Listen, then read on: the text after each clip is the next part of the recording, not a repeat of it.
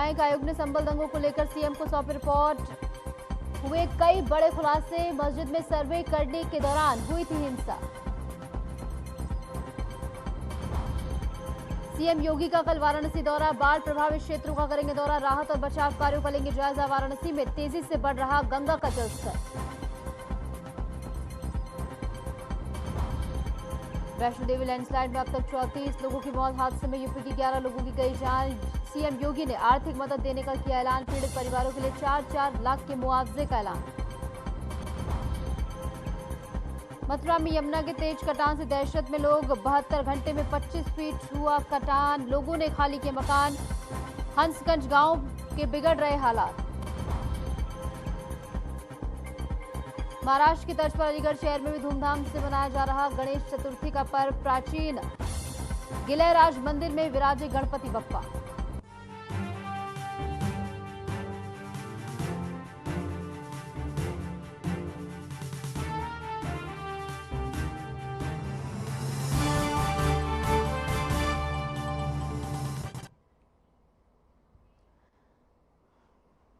नमस्कार, मैं हूं आपके साथ निशु शर्मा और आप देख रहे हैं हमारा खास बुलेटिन हमारा उत्तर प्रदेश। चलिए शुरुआत करेंगे। खबर राजधानी लखनऊ से है, जहां मुख्यमंत्री योगी आदित्यनाथ ने श्रम कानून सरलीकरण की समीक्षा बैठक की। उन्होंने कहा कि उत्तर प्रदेश बड़े औद्योगिक और श्रम सुधारों की ओर बढ़ रहा है। सरकार जल्द सुगम्य व्यापार विधेयक 2025 पेश करेगी। इस विधेयक के तहत राज्य अधिनियमों में 99% आपराधिक प्रावधान खत्म कर दिए जाएंगे। बता दें कि 13 अधिनियमों के दंडात्मक प्रावधानों को गैर अपराधी श्रेणी में बदला जाएगा। कारावास की जगह आर्थिक दंड और प्रशासनिक कार्रवाई को प्राथमिकता मिलेगी।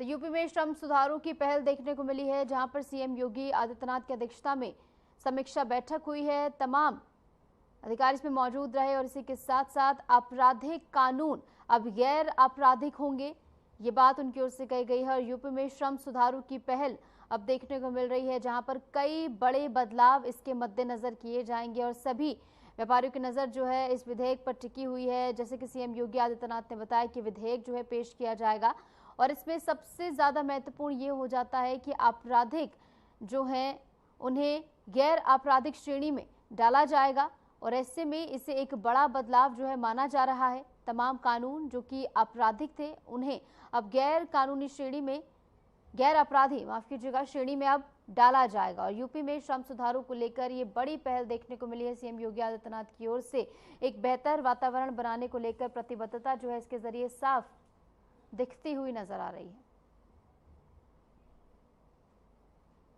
राजधानी लखनऊ से एक और बड़ी खबर आपको बता दें। संभल दंगों से जुड़ी ये बड़ी खबर, न्यायिक आयोग ने सीएम को रिपोर्ट सौंप दी है। हिंसा के बाद न्यायिक आयोग का गठन हुआ था और मस्जिद में सर्वे करने के दौरान यहां पर हिंसा हुई थी। न्यायिक आयोग ने सीएम योगी आदित्यनाथ से मुलाकात की है। AK Jain, retired IAS Amit Mohan इस दौरान मौजूद रहे। रिटायर्ड जस्टिस देवेंद्र कुमार अरोड़ा ने भी सीएम से मुलाकात की है। 24 नवंबर 2024 को संभल में हिंसा हुई थी, जहां पर सर्वे करने एक टीम पहुंची थी और उसी दौरान वहां पर हिंसा हो जाती है। और संभल में इस हिंसा के संबंध में लगभग 450 पेजेस की एक रिपोर्ट जो है सीएम योगी आदित्यनाथ को फिलहाल सौंप दी गई है। बता दें कि 24 नवंबर 2024 को संभल में हिंसा हुई थी। न्यायिक आयोग ने अपनी रिपोर्ट इसको लेकर सौंप दी है। बता दें कि हिंसा के बाद ही न्यायिक आयोग का गठन हुआ था। मस्जिद में सर्वे करने के दौरान हिंसा हुई। Retired justice Devendra Kumar Arora, AK Jain, retired IAS Amit Mohan ने भी सीएम योगी आदित्यनाथ से मुलाकात की है। और ऐसे में इस रिपोर्ट में क्या कुछ बड़े खुलासे होंगे ये देखना बेहद महत्वपूर्ण होगा। फिलहाल नवंबर की एक घटना, जहां पर एक सर्वे टीम जो है मस्जिद का सर्वे करने पहुंचती है, लेकिन वहां पर जो है हिंसा हो जाती है। और देखिए तस्वीरें भी निकलकर सामने आई है, जहां पर ये रिपोर्ट अपनी सौंप दी है आयोग ने। और इसी के साथ साथ अब देखना बेहद महत्वपूर्ण होगा कि इस रिपोर्ट में क्या क्या बड़े खुलासे होते हैं, क्योंकि जिस दौरान मस्जिद में सर्वे टीम पहुंची थी सर्वे करने के लिए, उसी दौरान कई सारे जो हैं वहां पर लोग इकट्ठा हो गए थे और उसके बाद वहां पर जो है पुलिस पर भी हमला करने की कोशिश की गई थी। तो ऐसे में अब इस रिपोर्ट में क्या खुलासे होंगे, क्या कुछ जांच की गई है और कहां तक ये ब्यौरा अब निकलकर सामने आएगा, ये देखना बेहद महत्वपूर्ण होगा। फिलहाल न्यायिक आयोग का गठन होने के बाद एक लंबा समय इसको लगा, लेकिन आखिरकार अब ये रिपोर्ट बनकर तैयार है और ये रिपोर्ट जो है अब सीएम योगी आदित्यनाथ को सौंप दी गई है। इस दौरान तमाम अन्य गणमान्य जन भी मौजूद रहे, जैसे कि आप तस्वीरों में देख सकते हैं।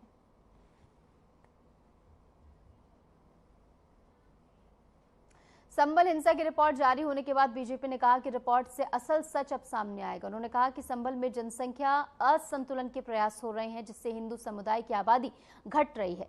बीजेपी प्रवक्ता राकेश त्रिपाठी ने इस मामले को गंभीर बताते हुए कहा कि ऐसे प्रयासों से सामाजिक सौहार्द पर खतरा है और सरकार को तत्काल प्रभाव से आवश्यक कदम उठाने चाहिए। क्या कुछ कहा गया, सुनिए। मानव जीवन के लिए सुरक्षा सबसे महत्वपूर्ण विषय है।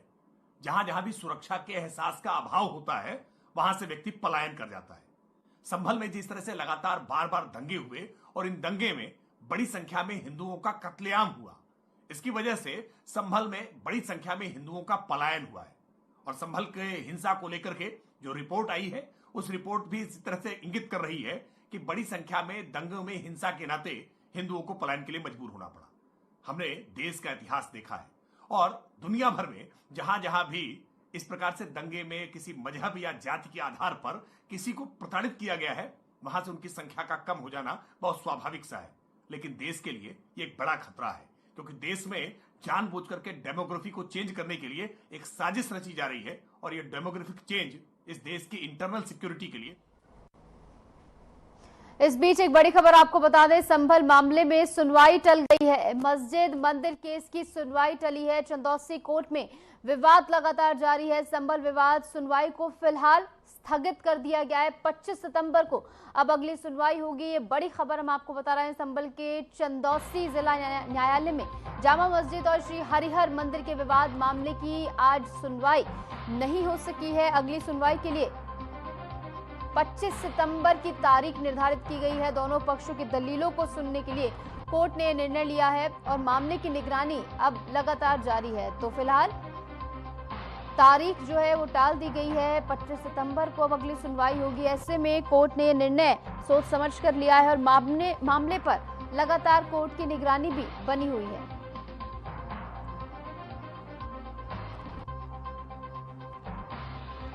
तो वहीं चंदौसी कोर्ट में विवाद लगातार जारी है। ऐसे में 25 सितंबर को अब अगली सुनवाई होगी। ऐसे में लगातार इस पर याचिकाकर्ताओं की नजरें भी टिकी हुई हैं और ऐसे में देखना होगा अगली सुनवाई में क्या कुछ तथ्य दोनों पक्षों की ओर से रखे जाएंगे।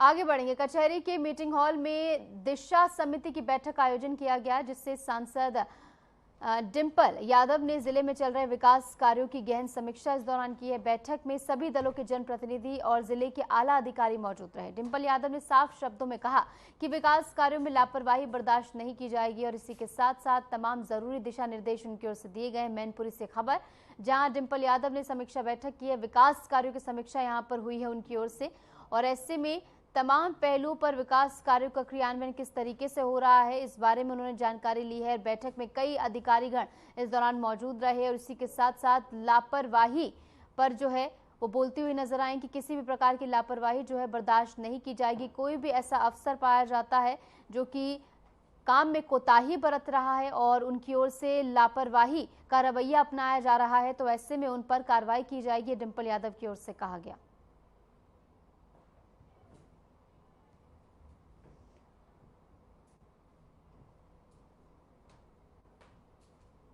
राजधानी लखनऊ से एक बड़ी खबर आपको बता दें, आरबीआई में नकली नोट मिले हैं। नकली नोटों के मिलने से हड़कंप मच गया है आरबीआई में। अब फिलहाल नोटों की जांच चल रही है। एफआईआर भी इसको लेकर दर्ज करा दी गई है। नकली नोट मामले में छानबीन फिलहाल लगातार जारी है। तो बड़ी खबर आपको बता रहे हैं, चौंकाने वाली ये खबर है, जहां आरबीआई कार्यालय में 50, 100 और 2000 रुपए के कुल 24 नकली नोट पाए गए हैं। नकली नोट मिलने की खबर फैलते ही बैंक में हड़कंप मच गया और तुरंत जांच शुरू कर दी गई है। तमाम अन्य नोटों की भी जांच की जा रही है। मामले की गंभीरता को देखते हुए आरबीआई ने महानगर थाने में इसके मद्देनजर एफआईआर भी दर्ज करा दी है। पुलिस टीम इस मामले की जांच में जुटी हुई है और नकली नोटों के स्रोत का फिलहाल पता लगाया जा रहा है। इस बारे में छानबीन की जा रही है। घटना से वित्तीय सुरक्षा को लेकर सवाल उठने लगे हैं। फिलहाल 24 नोट मिले हैं, लेकिन तमाम अन्य नोटों की भी जांच की जा रही है। कई और फर्जी नोट जो है पाए जा सकते हैं, तो ऐसे में एफआईआर इस पूरे मामले में दर्ज करा दी गई है। पुलिस टीम फिलहाल स्रोत की जांच कर रही है। आखिर कहां से ये नोट आए हैं, इस बारे में फिलहाल छानबीन की जा रही है। आगे बढ़ेंगे, एक और बड़ी खबर आपको बता दें। चित्रकूट के कई क्रशर प्लांटों में छापा मारा गया है। खनिज विभाग की ये बड़ी कार्रवाई देखने को मिली है। लखनऊ चित्रकूट की टीम ने ये छापेमारी की है। मानक से अधिक गिट्टी स्टॉक करने पर ये कार्रवाई हुई है।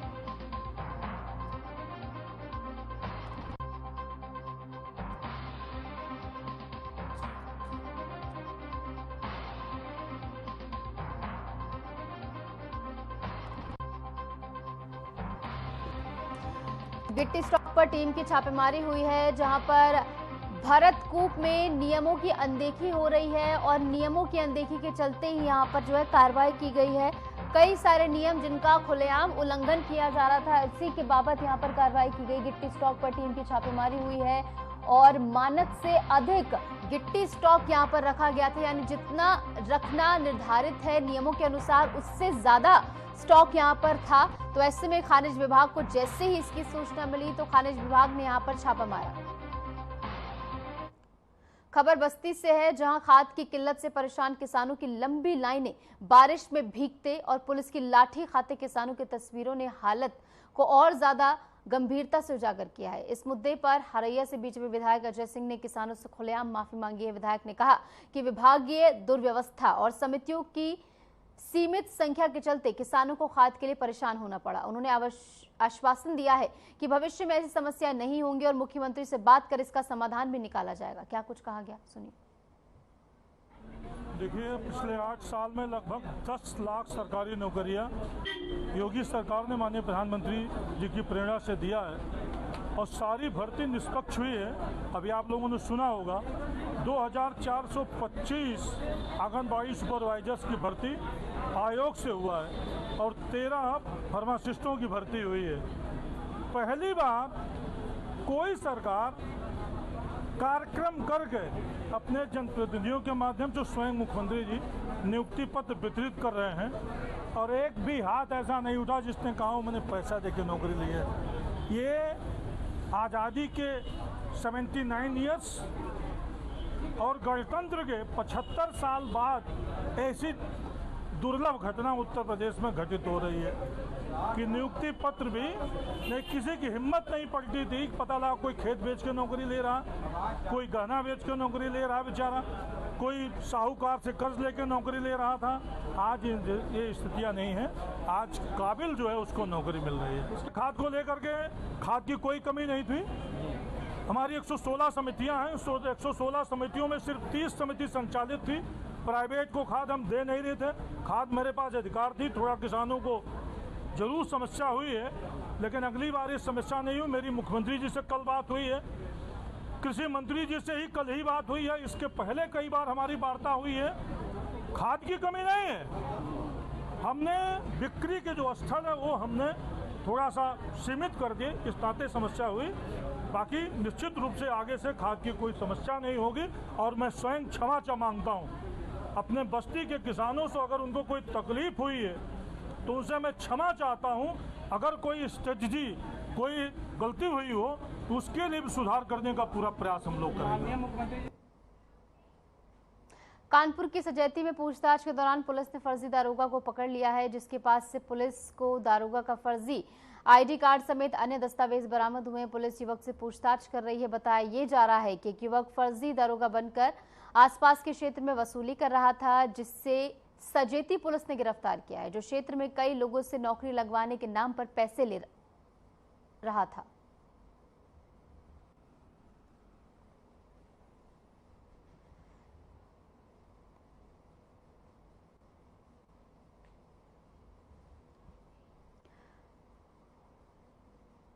खबर कासगंज से है, जहां चंदन हत्याकांड में उम्र कैद की सजा काट रहे आरोपी सलीम की लखनऊ जेल में मौत हो गई। सलीम को एनआईए कोर्ट ने 2 अन्य परिजनों के साथ दोषी ठहराया था।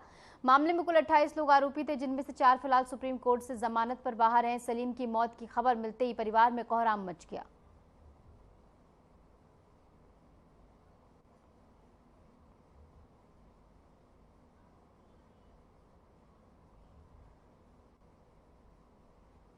खबर कानपुर से है, जहां अपराधियों की दहशत खत्म करने में जुटी पुलिस को बड़ी कामयाबी मिली है। D2 गैंग के शूटर और हिस्ट्री शीटर सबलू के भाई गुड्डू को चमनगंज पुलिस ने गिरफ्तार कर लिया है। गुड्डू बिल्डर से रंगदारी मांगने के मामले में फरार चल रहा था। गिरफ्तारी के बाद पुलिस ने उसका जुलूस भी निकाला। इससे 2 दिन पहले ही सबलू को पुलिस जेल भेज चुकी है।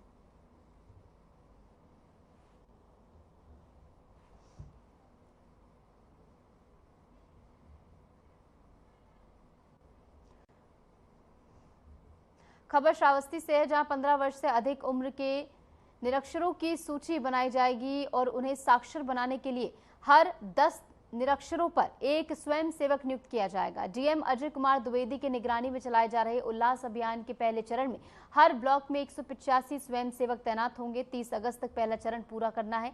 जिले की 397 ग्राम पंचायतों से 9,250 निरीक्षर चिन्हित किए जाएंगे, जिनमें से प्रति ब्लॉक 1,850 को साक्षर बनाने का लक्ष्य रखा गया है।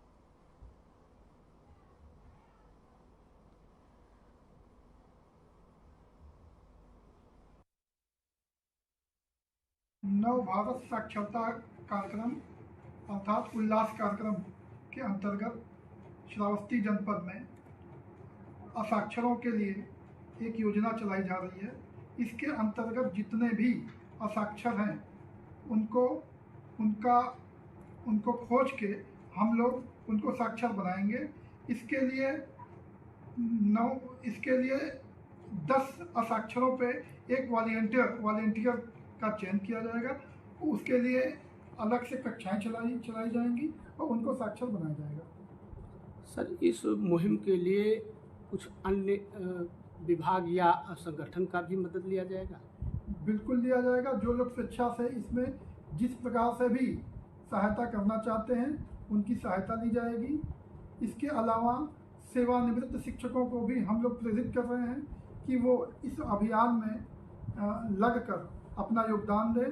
साथ ही साथ इंटर पास जो छात्र हैं वो भी यदि इसमें स्वेच्छा से अपनी सहायता करना चाहते हैं और पिछड़े जनपद श्रावस्ती को पूरी तरह से साक्षर कराने में मदद देना चाहते हैं तो उनका भी हम लोग सहयोग लेंगे और उनका भी स्वागत करेंगे। ये अभियान कब तक और कितने दिनों तक चलाया जाएगा?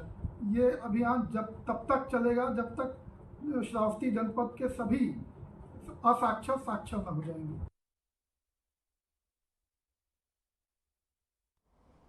खबर मथुरा से है, जहां यमुना पार के हंसगंज गांव में पिछले 72 घंटे में यमुना ने करीब 25 फीट तक कटान किया है।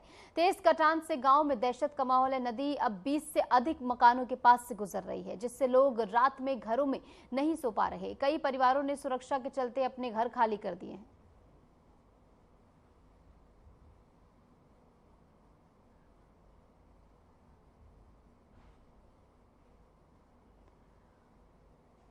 खबर कानपुर से है, जहां चादेताल गांव के पास तेज रफ्तार कार ने एक ऑटो में टक्कर मार दी। टक्कर से ऑटो पलट गया, जिसमें सवार 2 लोगों की मौके पर ही मौत हो गई, जबकि 3 घायल हो गए। स्थानीय लोगों ने घायलों को बाहर निकाला है और पुलिस ने उन्हें अस्पताल में भिजवाया है। पुलिस मामले की जांच में फिलहाल जुटी हुई है। हादसे के असल कारणों का पता लगाया जा रहा है।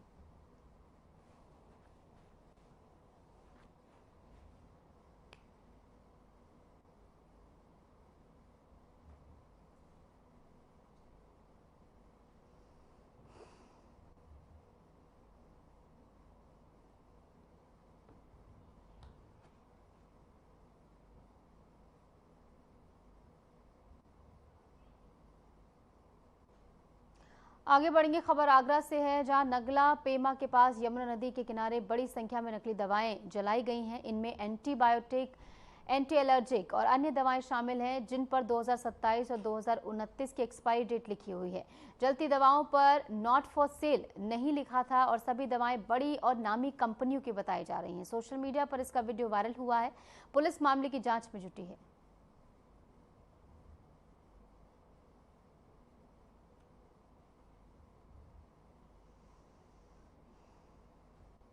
आगे बढ़ेंगे। उत्तर प्रदेश के सीतापुर जिले के महोली क्षेत्र और धौरहरा लोकसभा क्षेत्र में बाघ का बढ़ता आतंक लोगों के लिए डर का सबब बन गया है।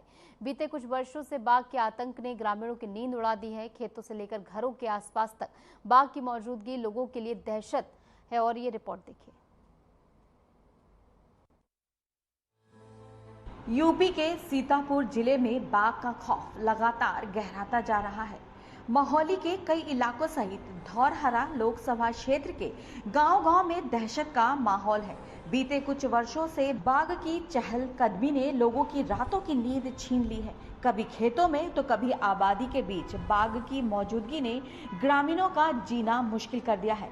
धौरहरा लोकसभा क्षेत्र की बात करें तो अब तक 6 लोगों की जान जा चुकी है, जबकि कई ग्रामीण गंभीर रूप से घायल भी हुए हैं। सिर्फ 4 दिन पहले ही नरनी गांव में एक नवयुवक को बाघ ने अपना शिकार बना लिया, जिसके बाद से इलाके में दहशत और ज्यादा बढ़ गई है। वहाँ पे हम ताला लगाने लगे, मतलब जानवर अंदर बरिहाना करते हैं, अंदर मतलब जान न पाए। उसके बाद में दहाड़ हम 2 बार सुने। उसके बाद में गांव वालों को इकट्ठा किया, उसके बाद में ही दहाड़ता रहा है। यहाँ पे 2 लोग आए थे राशन लेने, वो भी सुने आवाज। विभाग के अधिकारी कोई पहुँचे वहाँ मौके पे? नहीं पहुँचे, अभी नहीं पहुँचे। 1 घंटा हुआ जा रहा है। लगातार आपके धौरहरा लोकसभा में 6 लोगों की मौत हो चुकी और अभी हाल में ही आपके गांव में भी 4 दिन हाँ हो चुकी जी, हाँ हो चुकी। तभी इतनी बड़ी लापरवाही? तभी इतनी बड़ी लापरवाही। 1 घंटा हो चुका है दहाड़ते हुए उसको, मतलब तभी यहाँ पर टीम नहीं पहुँची। बाघ के आतंक से सहमे ग्रामीणों में अब प्रशासन और वन विभाग को लेकर भी आक्रोश पनपने लगा है। ग्रामीणों का साफ आरोप है कि वन विभाग की टीम हर बार घटना के काफी देर बाद मौके पर पहुंचती है और तब तक बाघ गांव से निकल चुका होता है। लोगों का कहना है कि अगर समय पर कार्रवाई होती तो कई जानें बचाई जा सकती थी। वन विभाग की ओर से दावा किया जा रहा है कि गांव में पिंजरे लगाए गए हैं, ट्रैप कैमरे और ड्रोन के जरिए कॉम्बिंग गश्त की जा रही है, लेकिन हकीकत ये है कि ये सारे उपाय अब तक नाकाफी साबित हुए हैं। बाघ पकड़ से बाहर है और ग्रामीणों की जान शासत में है। किसान ग्रुप बनाकर खेतों की रखवाली कर रहे हैं। रात के अंधेरे में मशाले और लाठी डंडे लेकर गांव वाले खुद पहरा दे रहे हैं। ये तस्वीरें बताती है कि बाघ के खौफ ने लोगों को एकजुट तो किया है, लेकिन सवाल अब भी वही है, कब तक यूं ही जान जोखिम में डालकर खुद को बचाना पड़ेगा।